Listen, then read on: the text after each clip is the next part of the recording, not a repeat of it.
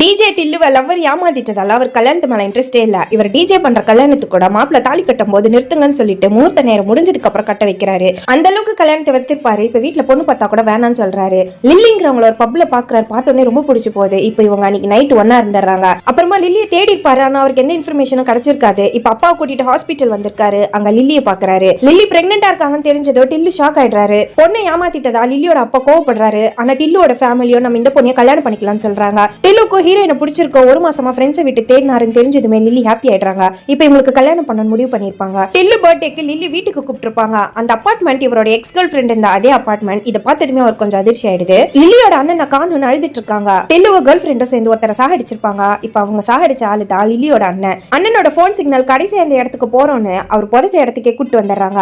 இப்போ இங்க ரவுடிங்க வந்து டில்லுவை கடத்திட்டு போயிடுறாங்க. இந்த ரவுடி கிட்ட அந்த 2 கோடி ரூபாய் டில்லு எடுத்திருப்பாரு. இப்ப அந்த காசு எனக்கு வேணும்னு கேட்கிறாரு. ஹீரோ கிட்ட காசு இல்லைன்னு சொன்னதை அவரை சுட வராங்க. ஆனா இப்ப லில்லியோ துப்பாக்கி எடுத்துட்டு வந்து அங்க இருக்க எல்லாரையும் சுட்டுறாங்க. இத பாக்குற ஹீரோக்கு பயங்கர ஷாக்கிங்கா இருக்கு.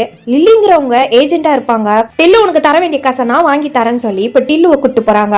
டில்லுவ கேர்ள் ஃப்ரெண்டும் சேர்ந்து லில்லியோட அண்ணனை சாகடிச்சிருப்பாங்கல்ல. இப்ப அந்த வீடியோவை ஒருத்தர் ரெக்கார்ட் பண்ணி வச்சிருப்பாரு. ஆக்சுவலா லில்லிக்கு அண்ணாவே கிடையாது. டில்லு கொலை பண்ண வீடியோ உங்களுக்கு முன்னாடியே கிடைச்சிருக்கோம். இப்ப அதை வச்சு இவரை பிளாக்மெயில் பண்ணிட்டு இருக்காங்க.